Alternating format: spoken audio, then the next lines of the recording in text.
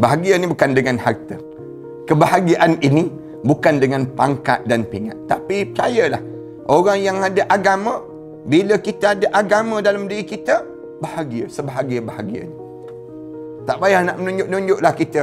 Ramai orang di kalangan kita ni, dia suka nak menunjuk kemewahan dia. Tak perlu. Satu hari nanti kamu tunjuk macam tu, kamu kufur. Bila kamu kufur, nanti Allah Subhanahu Wa Taala sebut, inna azabi lasyadid. Azab aku ni pedih. Tunggulah orang suka menunjuk kemewah-mewahan dia. Orang yang macam ni, lambat laun akan kena juga. Dalam hidup dia apa dia? Kalau dia tak syukur, dia akan kena juga azab Allah. Yang amat pedih dalam hidup dia.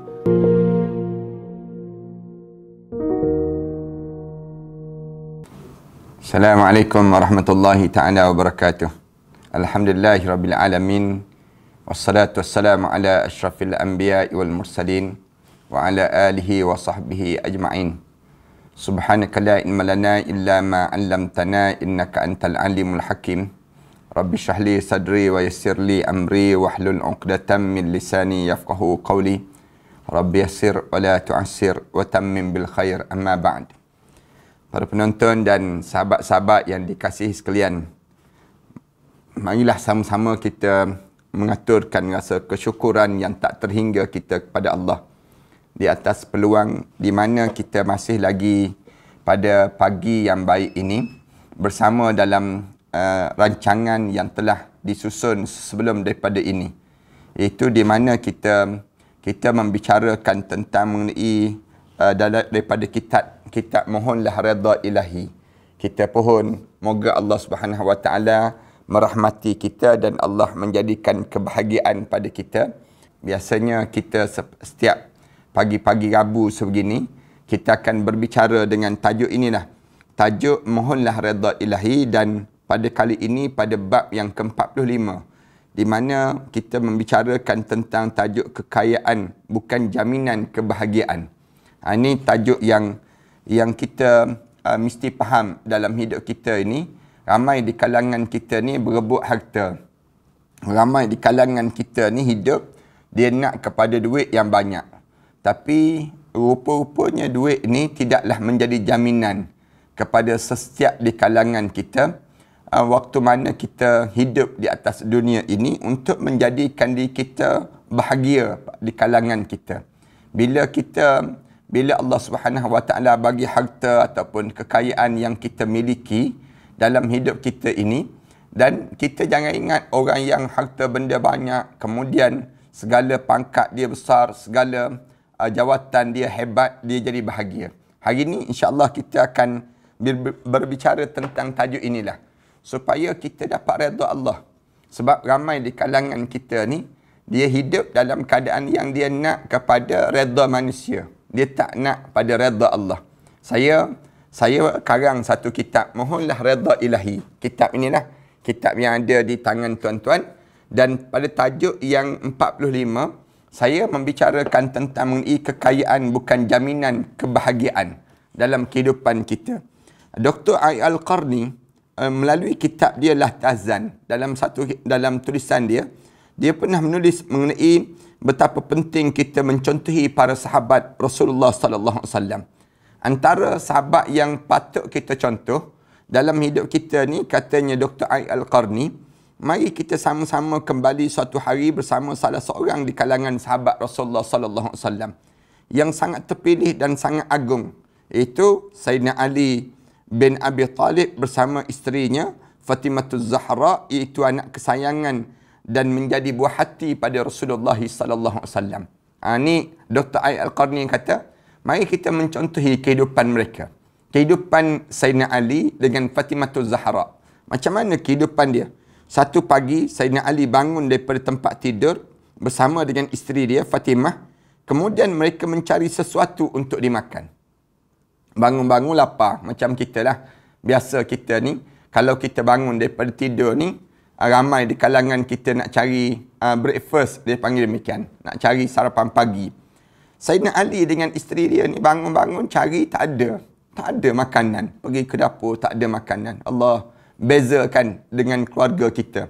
Kita ni cari, kita fikir nak makan apa pagi ni, sebab banyak sangat makanan. beza dengan sahabat Rasulullah ini.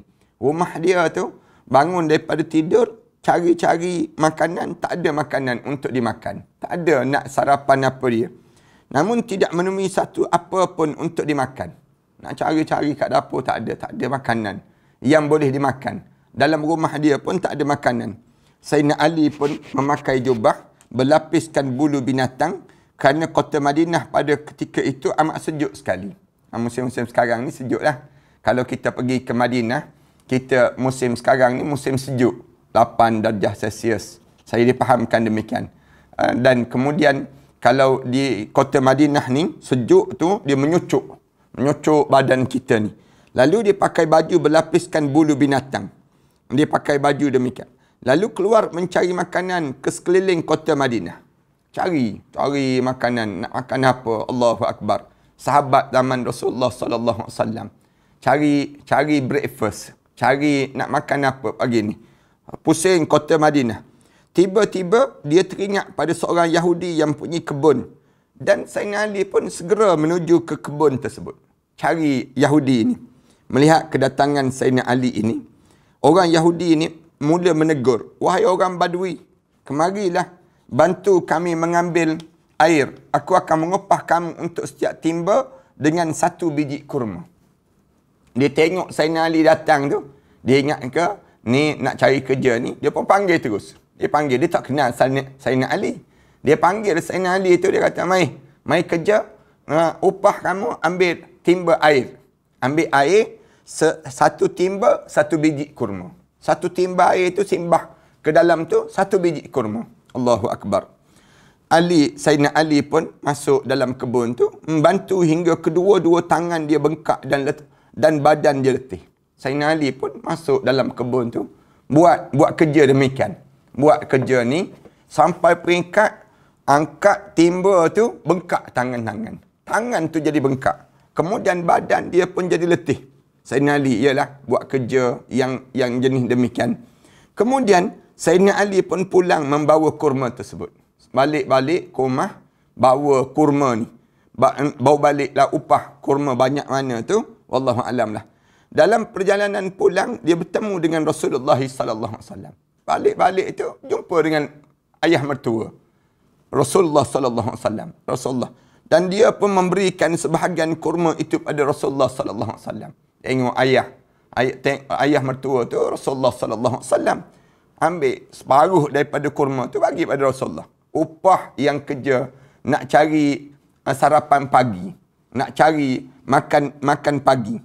Baki yang dia ada tu, dia bawa balik makan bersama pada Fatimah pada hari tersebut. Separuh lagi tu, dia bawa balik makan bersama dengan Fatimatul Zahra. Begitulah kehidupan mereka, para hadirin sekalian. Kehidupan Sayyidina Ali karamallahu wajhah. Tak ada simpanan, tak ada yang disebut dengan bekalan, tak ada. Hidup dia bagaikan sahabat-sahabat Rasulullah ni, bagaikan burung yang tardu khimasan wa tarwi hibitanan. Bangun pagi burung ni terbang dalam keadaan perut yang kosong. Kemudian cari makanan. Petang hari balik perut kenyang. Ni hidup di kalangan mereka demikian. Ketenangan dan dalam hidup dengan, tetapi mereka merasakan rumah mereka penuh dengan kebahagiaan. Allahu Akbar. Kalau kita tanya pada mereka ni, bahagia ke hidup macam tu? Bahagia. Satu saya sebut banyak kali kan, orang Malaysia kita ni orang dah kaya-kaya sebenarnya. Orang yang, apatah lagi orang Brunei, apatah lagi orang Singapura. Mereka ni Allah bagi rezeki ni di kalangan kita ni melimpah ruah. Cuba kita tengok dalam peti ais kita, banyak mana makanan yang banyak di kalangan kita. Suatu kala ada orang yang mengaku dia susah. Taklah sesusah sahabat-sahabat sebelum daripada ni. Tapi mereka bahagia. Hidup mereka bahagia. Ketenangan, cahaya dan keriangan dalam kehidupan mereka. Mereka hidup dalam keadaan yang penuh dengan ketenangan, penuh dengan keriangan. Seronok dalam hidup mereka sedemikian rupa. Hati mereka hidup dengan prinsip-prinsip luhur yang diajar oleh Rasulullah sallallahu alaihi wasallam. Tengok macam mana. Mereka kan hidup berfokus. Mereka ada seorang murabbi yang mendidik mereka. Sebab tu saya sebut ada sahabat-sahabat kan. Sahabat-sahabat di kalangan kita ni kena ada guru yang kita tumpang ilmu dengan dia. Sahabat-sahabat kena ada orang yang kita duduk, kita belajar dengan dia. Kita tengok daripada kehidupan dia. Jangan kita hidup ni belajar dengan Google. Belajar dengan apa dia? YouTube. Belajar dengan benda-benda demikian. Jangan. Tetapi hidup kita ni belajar dengan apa dia? Belajar dengan murabbi kita. Carilah seorang, mesti ada orang soleh di kampung kalian. Mesti ada orang soleh di bandar kalian. Mesti ada orang soleh di taman kalian. Orang-orang soleh di kawasan kita ni, kita jadikan panduan cara hidup dia. Macam mana cara hidup dia? Kerana orang soleh ni warasatul anbiya, pewaris Nabi. Oleh kerana dia pewaris Nabi, kita tumpanglah ilmu kehidupan dengan dia. Kita menumpang ilmu. Sebagaimana sahabat-sahabat, dia menumpang bagaimana Rasulullah mendidik mereka. Rasulullah jaga didik mereka. Rasulullah tak ajar supaya tamak terhadap harta benda dunia. Tidak kata, celik mata je, pergi cari harta. Pergi cari harta sebanyak mungkin. Tak. Mereka hidup bagaikan, kalau zaman kita ni, kuis pagi, makan pagi. Kuis petang, makan petang. Begitu gambaran keadaan sahabat-sahabat. Tapi mereka ni bahagia. Bahagia. Mereka tak lekat dengan hutang. Mereka hidup dalam keadaan yang tidak kata perlu rumah besar. Tak perlu kepada kenderaan mewah. Tak perlu kepada yang itu. Tapi mereka hidup jaga Islam. Kehidupan mereka. Jadi memadailah dalam hidup. Yang kita ni jadi tamak. Sombong. Sikap kita. Dalam hidup masyarakat kita hari ni, masyarakat yang tamak, nak pada duit, nak pada jawatan, nak kepada pengaruh, nak pada dalam hidup ni jadi tamak. Kita jadi demikian. Ni tanda-tanda kehancuran dalam kehidupan seorang. Kalau kita ni hidup begitu, musnahlah kita. Hidup kita demikian. Kita tak rasa qanaah. Qanaah ni maknanya belajar rasa cukup. Alhamdulillah aku ni banyak ni pun cukup dah dalam hidup aku. Allah bagi rezeki begini pun rezeki dah dalam hidup aku. Tapi kita ni tak. Orang kita ni, dia rasa, masih lagi nak yang tu, masih lagi nak yang ni, masih lagi. Jadi akhirnya, kita ni jadi serba tak cukup. Bila kita serba tak cukup, kita tak jadi bahagia dalam hidup kita. Itulah tidur pun tak lena kita. Kemudian mandi pun tak basah kita. Dalam hidup kita sekarang ni. Makan pun tak kenyang. Punca apa? Punca ketamakan dalam kehidupan di dunia ini. Mereka hidup dengan idealisme yang tinggi. Tapi hebatnya sahabat-sahabat ni, mereka hidup dengan pegangan mereka, kepahaman mereka hebat. Mereka yakin dengan Islam. Mereka tak yakin dengan selain daripada Islam. Walaupun mereka ni dalam keadaan sebegitu. Mereka tak pandang orang kaya. Kaya macam mana pun. Zaman Rasulullah SAW, Rasulullah ajar jangan kamu pandang orang kaya. Bila kamu pandang orang kaya, nanti ketamakan kamu tu akan datang. Pandanglah orang yang dalam hal urusan dunia ni, pandang orang yang lebih bawah pada kamu. Orang lain lebih teruk daripada kamu. Yang kamu ni, alhamdulillah dah ada dah rezeki. Yang kamu ni, dah ada dah nikmat yang Allah bagi dalam hidup kamu. Mereka berbuat menurut gerak hati dan jiwa yang suci sehingga mampu melihat mana yang benar dan mana yang tidak. Sahabat-sahabat demikian. Allah jadikan jiwa-jiwa mereka tu dalam keadaan yang nampak. Yang ni betul, yang ni salah. Sebab mereka berpandangan jauh. Hidup kita ni jangan berpandangan singkat. Orang kita, dia fikir bahawa dia kena harta benda banyak. Singkat cara dia berfikir. Dia nak, bila harta benda banyak, nak buat apa? Nak besarkan lagi rumah. Nak kereta lagi banyak, lagi mewah. Nak apa dia lagi? Nak pada pakaian yang berjenama. Nak kepada yang tu, nak pada yang ni dalam hidup dia. Dalam hidup dia ada tu ketamakan.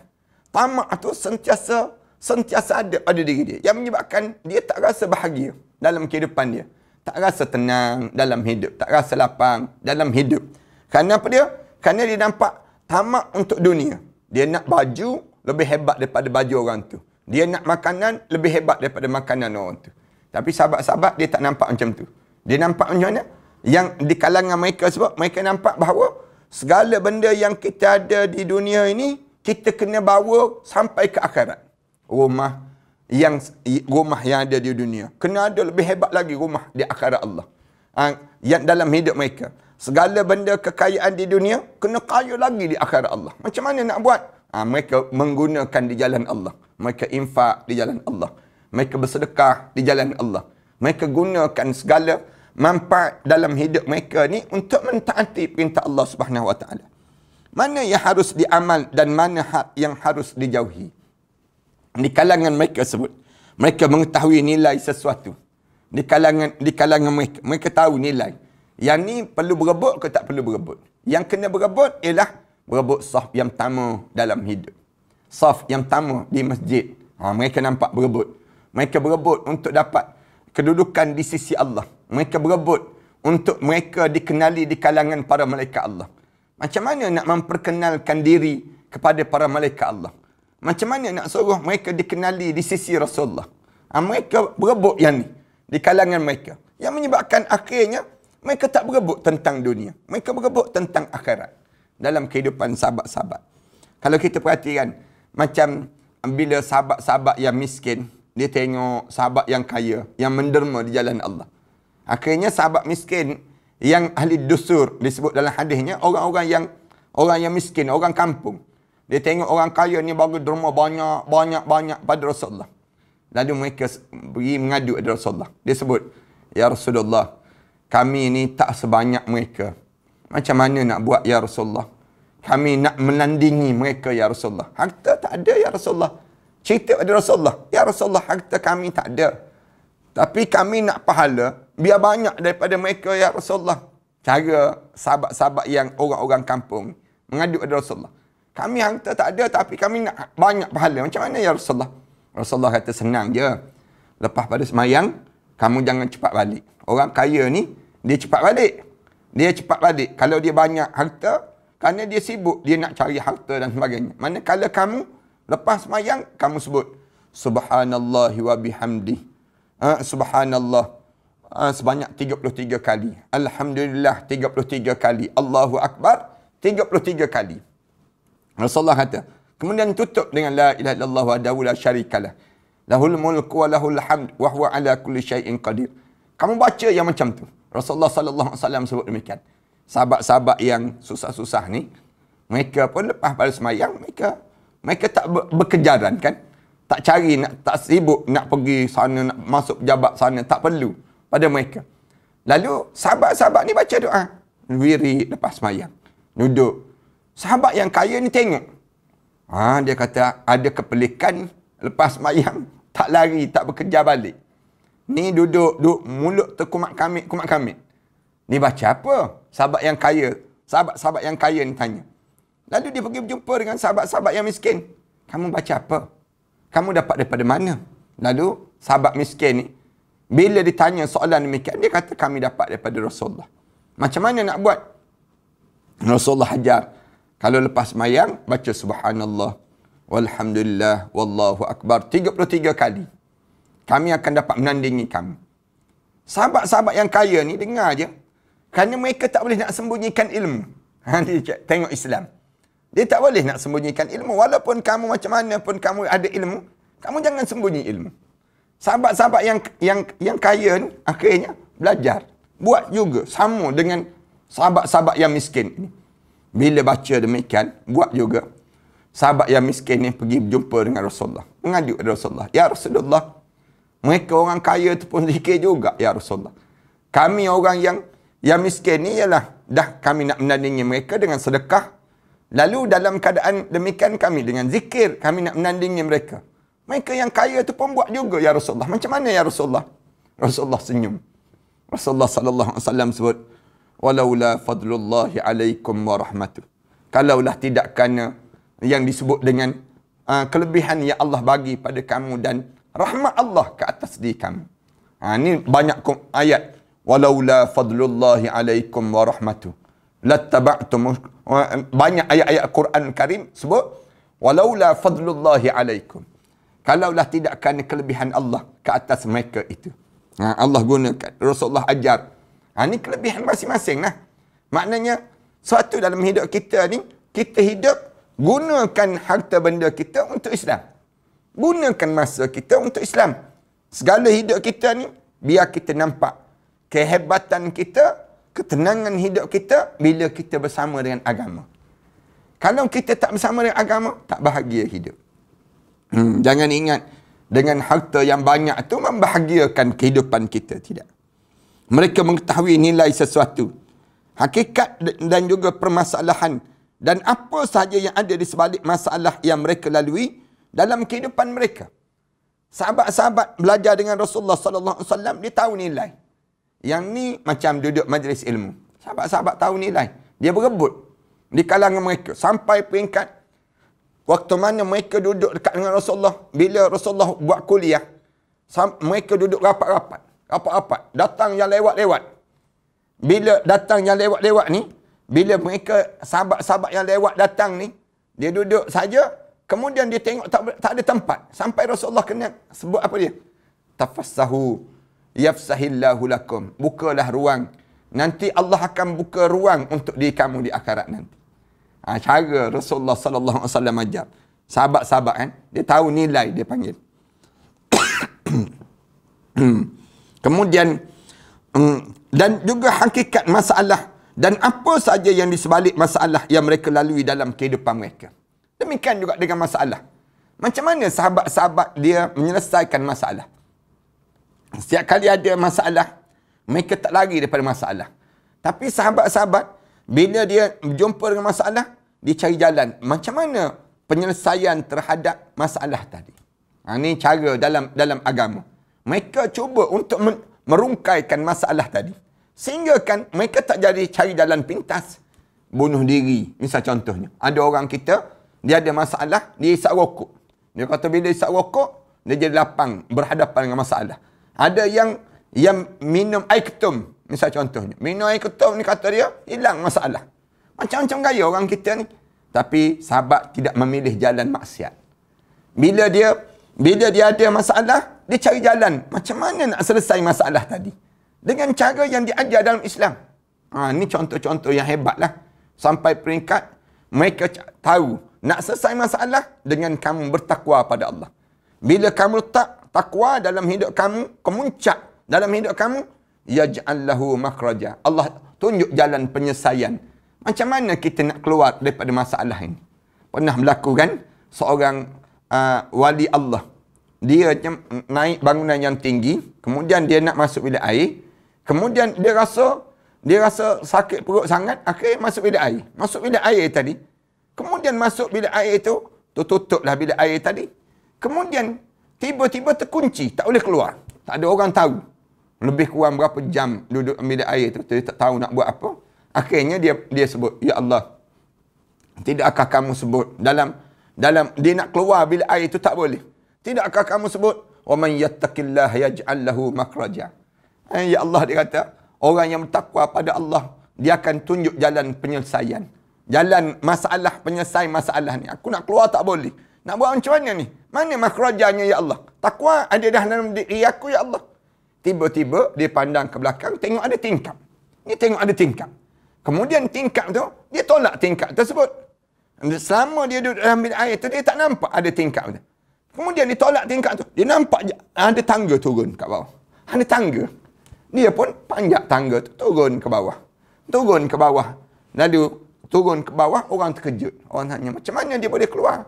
Sedangkan tingkap tu mana ada tangga pun. Melalui tingkap bangunan tinggi pula. Nak turun macam mana? Dia pun cerita perjalanan hidup dia. Wa man yattaqillah yaj'al lahu makhraja. Dia sebut, dia baca keyakinan dia pada Allah. Cuba kita try buat juga nak tengok. Ada tangga tak? Rasanya tak ada tangganya kita. Kita ni yang lebih dahsyat lagi ni, tak jumpa pintu tingkap tak mana gaya kita ni. Beginilah gambaran kehidupan Rasulullah dan juga para sahabatnya. Kita boleh, kalau kita tanya, macam mana kehidupan Rasulullah dengan para sahabat? Begitulah cara mereka. Mereka sentiasa dalam kegembiraan. Walaupun hidup serba sederhana. Hidup ni bukanlah kata mewah. Tak ada. Tapi kehidupan mereka serba sederhana. Dengan Islam ni begitu cara hidup dia. Walaupun memperolehi upah yang sedikit, tetapi ia mampu membuatkan mereka menjalani kehidupan yang ceria meria. Senang ceritanya. Ni kehidupan yang berlaku di kalangan mereka. Mereka, walaupun mereka hidup dalam keadaan sebegitu sederhana, hidup mereka tu dalam keadaan apa dia? Sahabat-sahabat Rasulullah sallallahu alaihi wasallam ni seronok je, gembira je dalam hidup mereka tersebut. ceria je. Malah boleh pula berkongsi rezeki dengan sahabat-sahabat yang lain. Kadang-kadang kan kita tengok dalam YouTube kan, orang yang hidup dia pun susah. Tapi dalam keadaan hidup dia tu susah, dia masih lagi dalam keadaan dia susah tu, dia boleh tolong lagi orang lain. Demikian gambaran berlaku pada sahabat-sahabat. Sahabat-sahabat ni, walaupun hidup mereka ni sederhana je hidupnya, tapi Allah bagi kehidupan mereka. Kebahagiaan dalam hidup mereka tu tiada taranya. Ini hebatnya. Satu, kita kata bahagia ini bukan diukur dengan rumah besar pada seorang. Bahagia ini bukan diukur dengan jawatan hebat pada seorang. Bahagia ni bukan diukur pada kemewahan yang ada pada diri seorang. Tetapi bahagia ini terletak pada agama yang ada pada seorang. Kalau kalian ada agama yang hebat, dalam hidup kita ni, kita ada agama kita yang kuat, yang kita jaga sungguh perintah Allah, Allah akan jadikan sebahagia-bahagia manusia, setenang-tenang hidup manusia. Tapi kalau kita ni tak ada, dia panggil agama, kita asyik sakit hati dengan orang tu, asyik nak buat grup untuk nak caci maki orang, asyik dalam hidup kita ni semua tak kena dengan orang, kita nampak semua tak betul orang, maka di waktu itu kita akan hidup dalam keadaan sengsara. Tak yalah di kalangan kita demikian. Seperti yang dikatakan dalam kitab La Tahzan tadi. Hati mereka hidup dengan prinsip-prinsip luhur yang diajar oleh Rasulullah sallallahu alaihi wasallam. Mereka hidup dengan idealisme yang tinggi. Mereka bertindak menurut gerak hati dan jiwa yang suci sehingga mampu melihat mana yang baik dan batil, mana yang baik dan mana yang palsu, mana yang harus diamalkan dan mana yang harus dijauhi dalam hidup. Ini sampai demikian. Orang kita kan arak ataupun dia tak boleh nak jauhi, dadah ataupun dia tak boleh nak jauhi. Padahal benda tu memang najis, terang-terang najis. Sanggup makan, sanggup minum. Benda yang demikian. Benda yang kotor dalam hidup. Judi. Benda yang kotor dalam hidup. Tapi dia mengikat diri dia dengan keadaan yang demikian. Kekotoran dia. Lihat bagaimana mereka boleh hidup bahagia. Cuba kita tengok sahabat-sahabat Rasulullah. Hidup macam mana bahagia mereka. Mereka boleh berlapang dada dan juga memperolehi ketenangan dengan apa jua pemberian yang Allah kurniakan pada mereka. Banyak ataupun sedikit. Jarang kita dengar cerita sahabat berdengki dengan sahabat. Jarang. Masing-masing berlapang dada je. Tengok orang tu banyak tu rezeki. Alhamdulillah dalam hidup mereka. Orang tu pula bila kekurangan saja yang ada kelebihannya menampung yang kekurangan tadi. Semua sahabat-sahabat begitu. Macam mana Rasulullah tarbiyah mereka ini? Kalau tidak Rasulullah masukkan agama. Rasulullah tanamkan agama dalam jiwa mereka. Kita kan adik-beradik 5 orang, 6 orang pun berkelahi adik-beradik. Orang kita. Tak rasa dengki. Sama-sama adik-beradik je dengki. Dalam hidup kita. Cemburu yang tak berkesudahan. Padahal benda yang sama-sama kita dipanggil. Kita dengan jiran tetangga sakit hati. Jiran tetangga beli kereta baru. Kita kena beli kereta baru juga.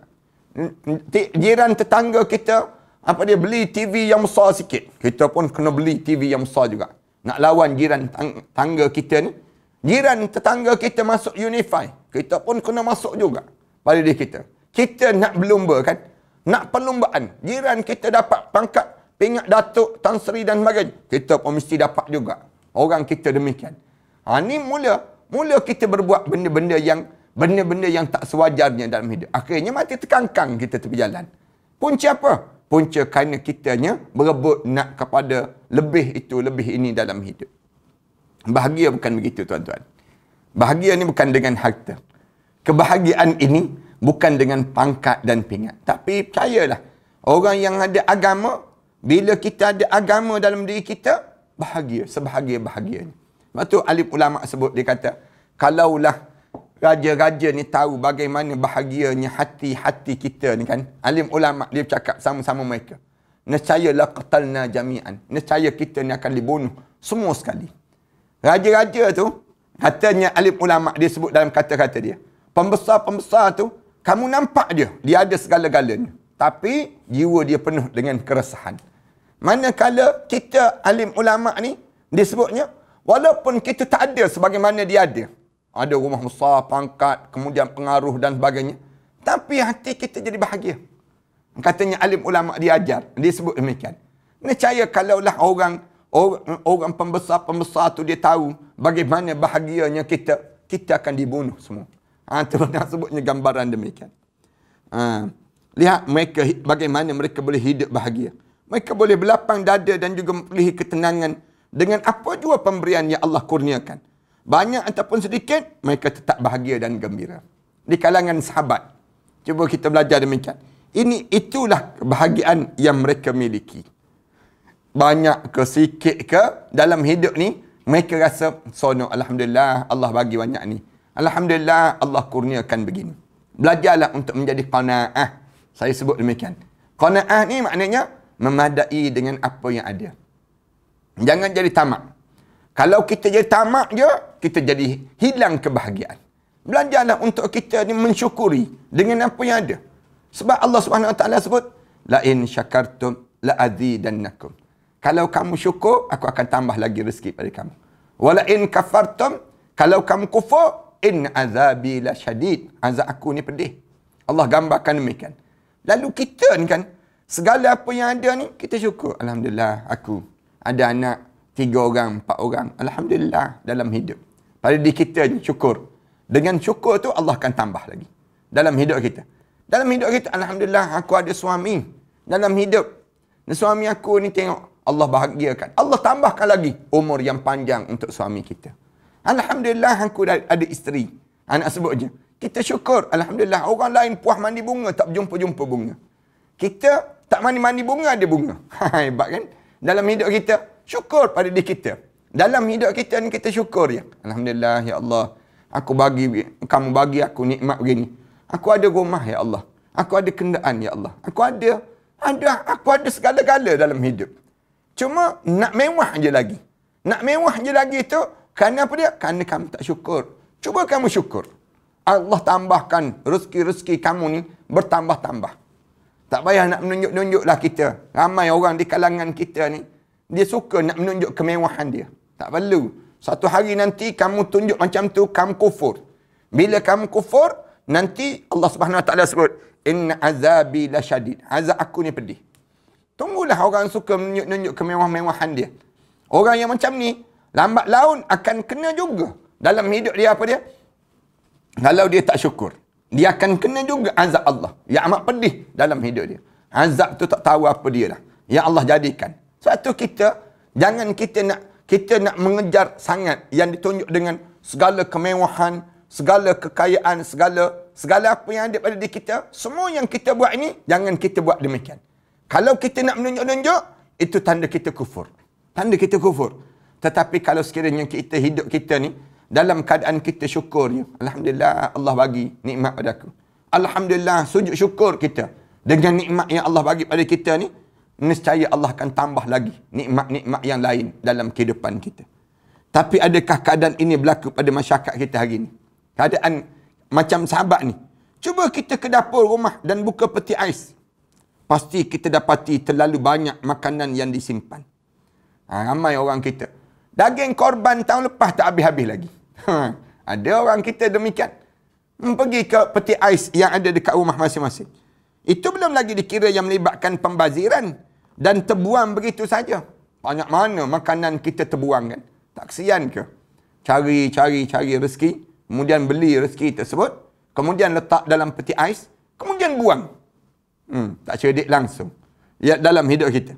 Namun adakah kesenangan ini menjadikan kita gembira dan ceria pada diri kita? Sonok ke para hadirin sekalian rasa bila para hadirin sekalian memiliki suami yang handsome, kacak, kemudian dalam masa yang sama tak semayang?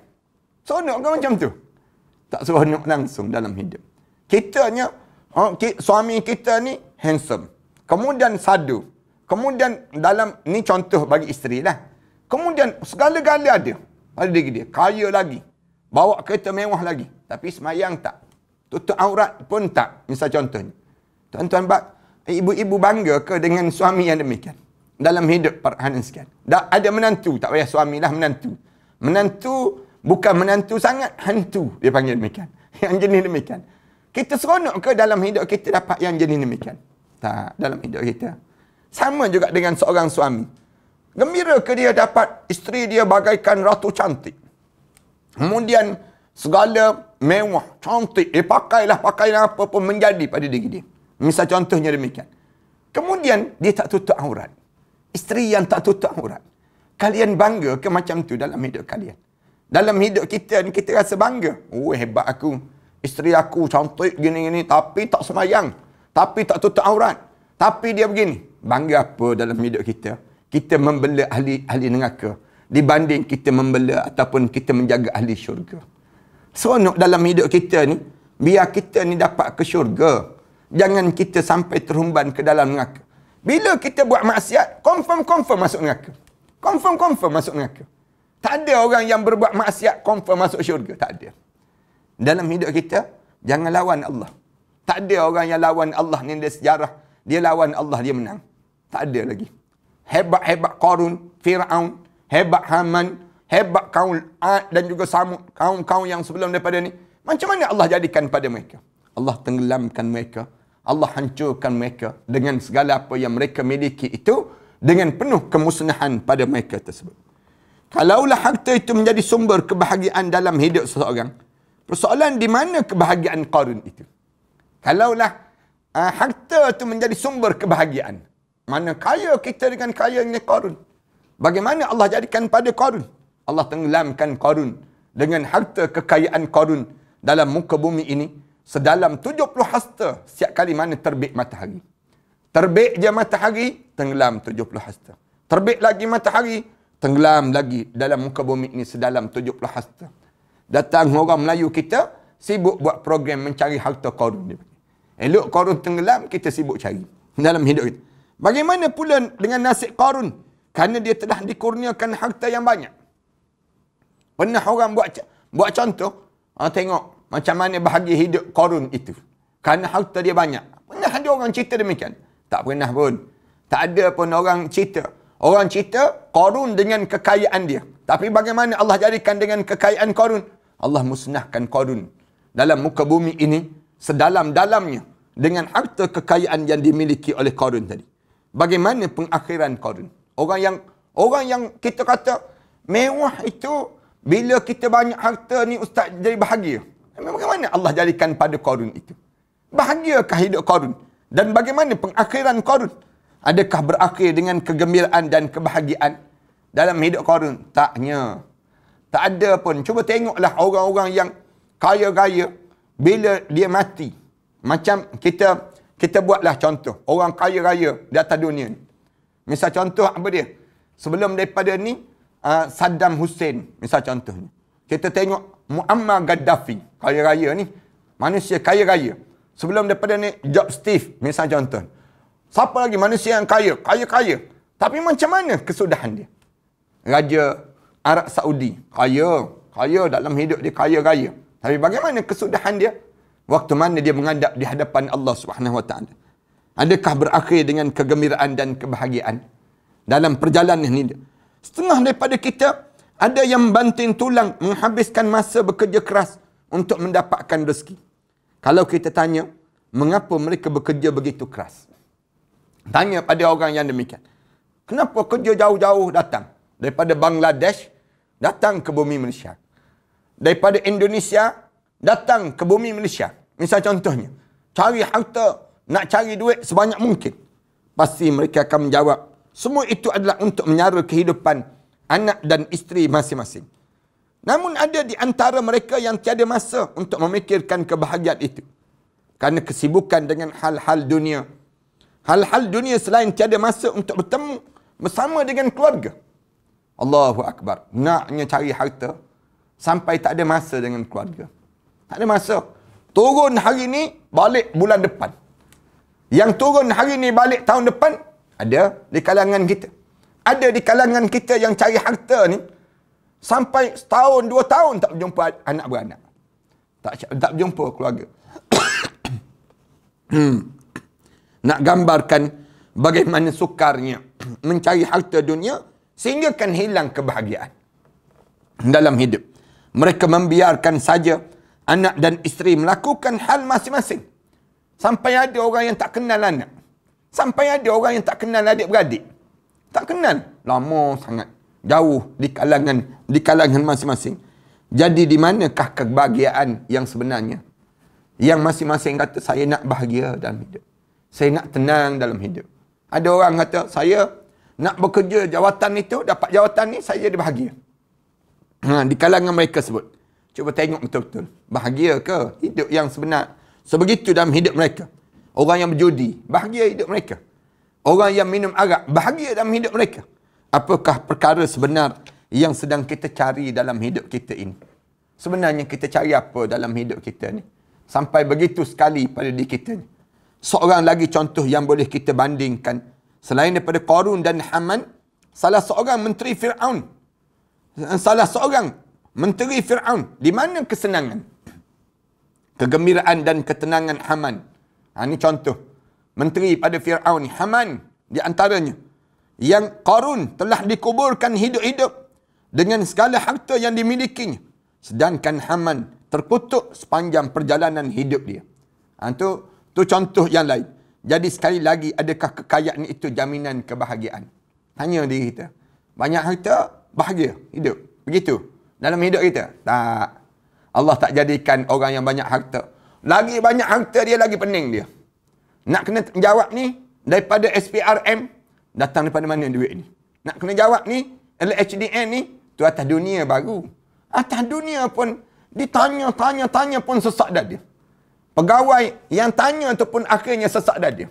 Sebutnya, gambaran bagaimana sukarnya melalui saat yang sebegitu.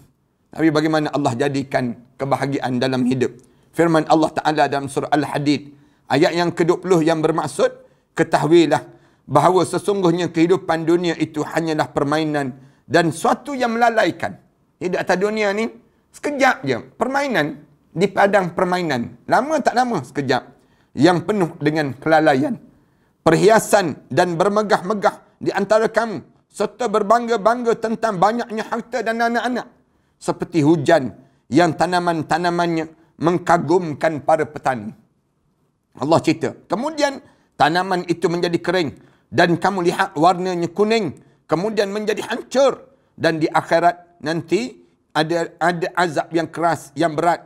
Dan keampunan daripada Allah serta keredaannya. Dan kehidupan dunia ini tidak lain hanyalah kesenangan yang menipu semata-mata.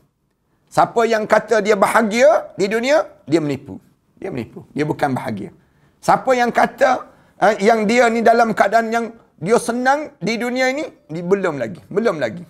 Sebenarnya kebahagiaan yang kekal abadi di akhirat yang Allah sediakan pada diri kita. Dunia ni tempat bercocok tanam dalam hidup kita. Tak bahagia. Orang yang tunjuk barang kemas banyak, orang yang tunjuk kedudukan dia hebat dan sebagainya. Semua itu tidak membahagiakan dalam hidup dia. Maka beringatlah akan kita semua. Kekayaan bukan jaminan kebahagiaan hidup. Ingat dalam hidup kita. Sementara hati yang tenang dan kemiskinan pula bukanlah penentu derita hidup sepanjang masa. Siapa-siapa yang berhadapan dengan penderitaan, jangan dia ingat dia derita sampai bila-bila. Tak. Tetapi di sana ada lorong bahagia. Ada cahaya bahagia yang sedang menanti dia kalau dia ada agama dalam hidupnya. Namun kita sebagai seorang mukmin harus sentiasa mempertingkatkan diri ke arah lebih baik setiap masa dan setiap ketika. Jangan sekali-kali menjadikan kemiskinan ataupun kekayaan penghalang untuk menjadi insan yang bahagia di dunia serta di akhirat nanti. Jadilah insan yang memiliki ketenangan dalam hidup ini. Lalu bagaimana kebahagiaan itu diperolehi? Bagaimana kita nak suruh bahagia tu kita dapat? Kita akan masuk tajuk yang ke-46. Itu milikilah hati yang kaya. Macam mana nak dapat kebahagiaan ini? Salah satunya ialah kita memiliki hati yang kaya. Di waktu mana kita dalam keadaan yang kitanya benar-benar beriman kepada Allah. Dalam kitab ni tuan-tuan, saya membicarakan kitab Mohonlah Redha Ilahi.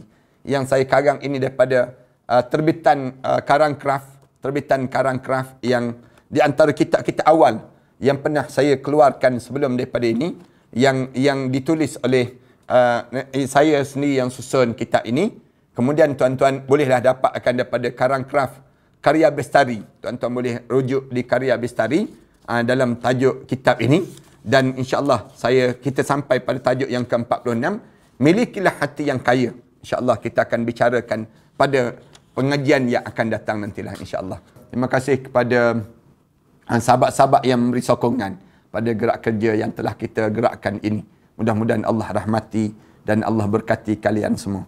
Aku qouli hadza astaghfirullah li wa lakum. Wassalamualaikum warahmatullahi taala wabarakatuh. Bismillahirrahmanirrahim. Alhamdulillahirabbil alamin wassalatu wassalamu ala rasul amin wa ala alihi wa sahbihi ajma'in. Rabbana iftah bainana wa bain qaumina bil haqq wa anta khairul fatihin. Rabbana atina fid dunya hasanah wa fil akhirati hasanah wa qina adzabannar. Alhamdulillahirabbil alamin.